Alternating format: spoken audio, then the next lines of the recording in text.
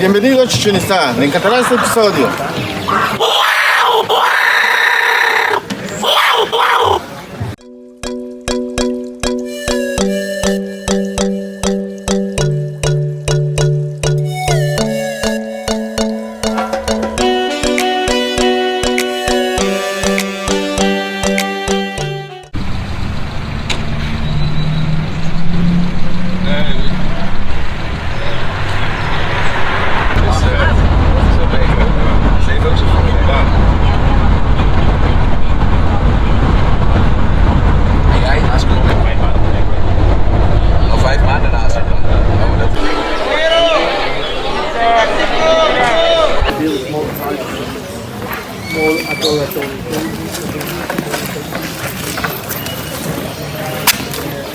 Ça y est, je suis enfin à Chichén Itzá, l'une des 7 merveilles du monde.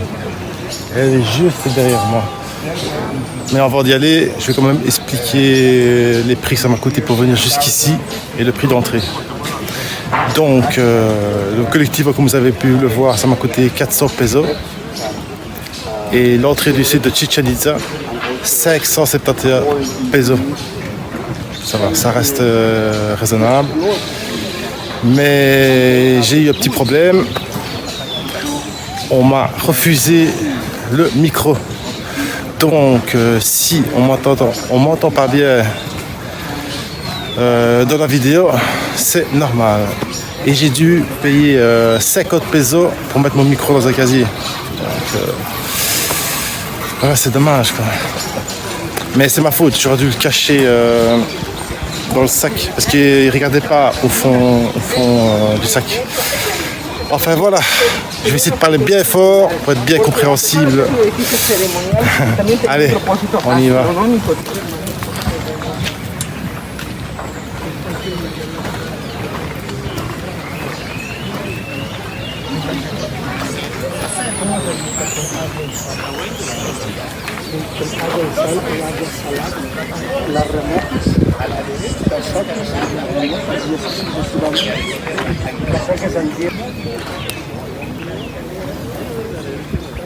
Ça y est les amis, je suis enfin arrivé à Chichén Itzá. Quel bonheur, quel pied devant l'une des 7 merveilles du monde. Putain, je suis complètement euphorique. Quel bonheur. Mais ce qui se trouve derrière moi, c'est le temple de Kukulkan, qui était le dieu serpent à plumes chez les Mayas. Il représentait le soleil, le vent et la pluie. Chichén Itzá voulait dire pour les Mayas la ville au bord du puits des Itzaes. Voilà. Mais en tout cas, ce que je peux vous dire, c'est que le temple de Kukulkan, je vais y arriver, est vraiment gigantesque quand vous êtes devant. C'est vraiment un truc de fou. Vous ne le voyez pas bien, mais la hauteur est quand même de 30 mètres, la largeur est de 55 mètres. Voilà, c'est vraiment super impressionnant. Franchement, waouh! En tout cas, je suis complètement estomaqué devant une telle beauté. Je comprends pourquoi c'est l'une des 7 merveilles du monde. Regardez-moi ça. Wow. Franchement, je suis amoureux.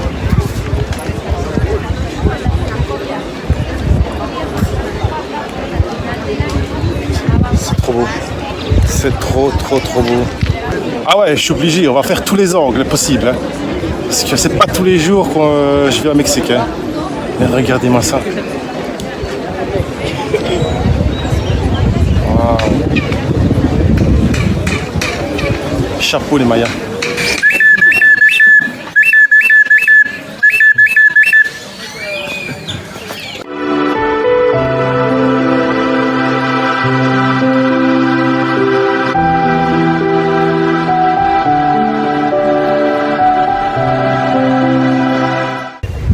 Bon, ben, je suis devant l'un des 4 escaliers de Chichén Itzá.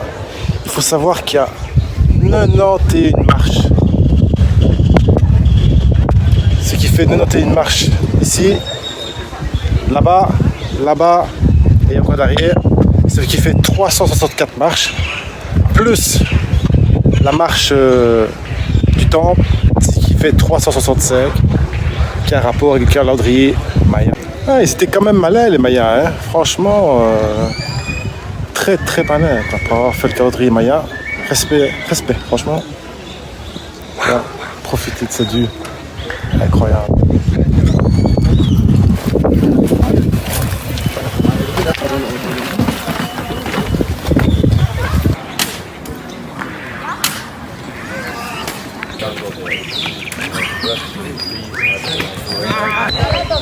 Il faut savoir que jadis, Chichén Itzá incarnait le cœur politique et culturel de la civilisation maya.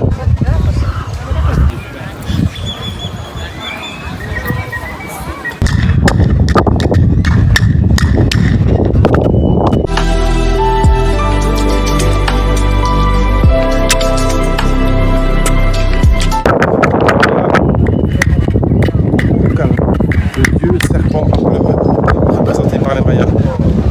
C'est pas la classe.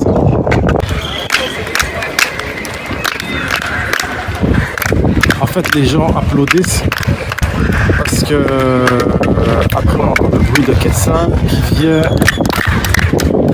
directement du sommet du temple. La Quetzal, c'est un oiseau.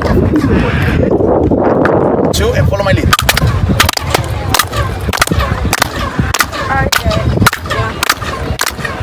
Right? Now because you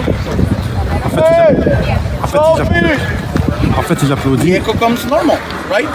parce qu'après on entend le bruit de Quetzal qui vient Diego, it du doesn't sommet change du the temple. clapping. Even one person, if he does it properly, you can hear the sound of the person.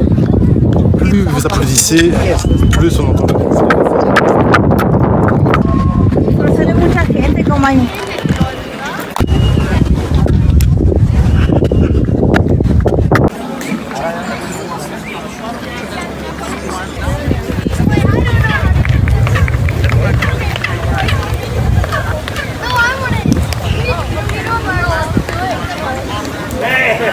The holes in the hands have to do with the legend of.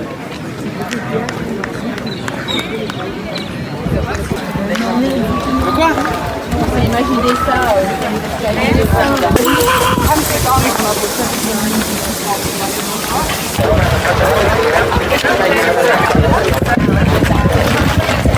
Là, je touche un monument maya. Ça, c'est fait.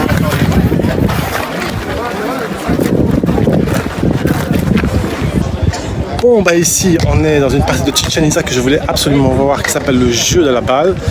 Et le but du jeu, c'était de rentrer la balle juste ici. Et c'était un match de 7 joueurs contre 7 joueurs. Et ils ne pouvaient utiliser que leur fessier ou leur coude. C'était très très très difficile à jouer, croyez-moi.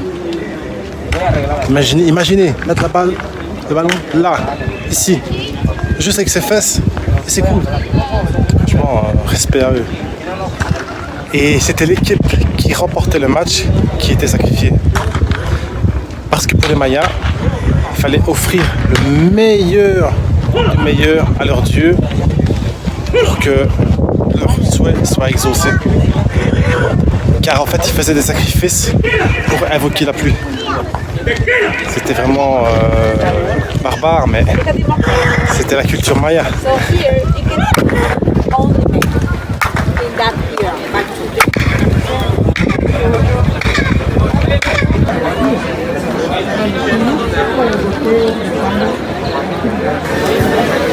Bon, après plus de 4 heures de visite de Chichén Itzá, je suis comblé. C'est vraiment quelque chose à faire au Mexique. C'est l'une des 7 merveilles du monde, mais je comprends pourquoi. Maintenant, il est un peu plus de midi. Je vais aller manger et je vais me rafraîchir à la cénote et kill. C'est parti.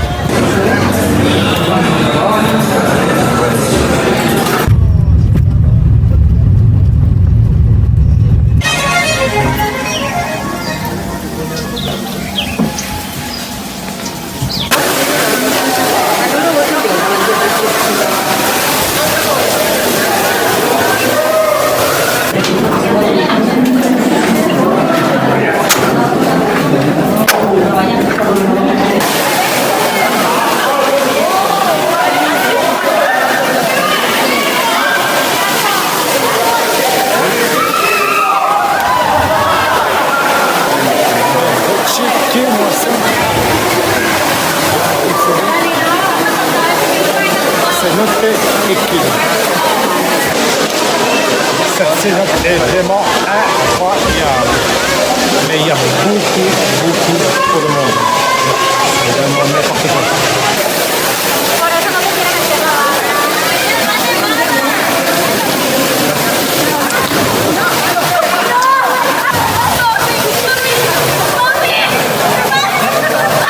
Non, je ne vais pas sauter.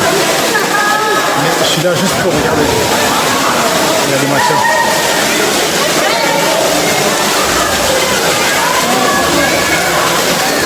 Bon, bah, j'ai pris un peu de recul parce qu'il y a beaucoup trop de bruit, trop de monde. Et c'est pas du tout agréable. Voilà. On m'a dit qu'il fallait venir le matin très tôt pour pouvoir être un peu tranquille. Mais bon, voilà, ici j'ai un peu baigné mes pieds, j'ai un peu fait des photos, des vidéos, mais... De toute façon, je vais avoir d'autres des cénotes, c'est pas ça le problème. Voilà, mais je conseille quand même de venir dans cette cénote de Iquil, qui est vraiment un panorama, mais de rêve. Franchement, ça ressemble à un domaine des dieux. Franchement, vraiment un peu comme le Mont Olaire. Mais sur les nuages, bien sûr. Et voilà, maintenant je vais reprendre le taxi pour rentrer à Valladolid. Et voilà, on va voir comment ça va se passer cette soirée.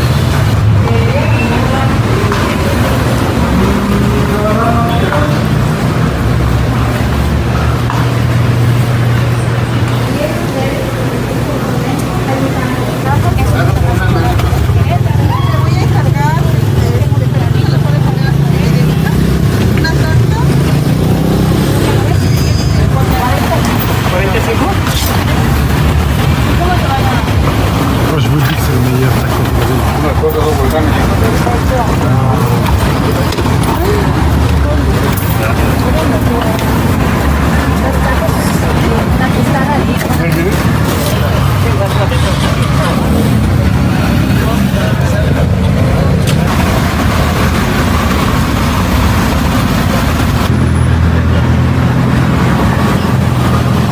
Bon, je clôture la vidéo pour aujourd'hui. Demain, nouvelle journée dans une cénote. Sylvia, on va où demain? La cénote est... Ah, elle a tout compris. Donc, on se voit demain à la cénote Saintun, la plus belle cénote du Mexique. Hasta mañana. Come on, tell me where you're keeping me from. Under these chains, yeah, I'm a big fake. 'Cause I can't wait to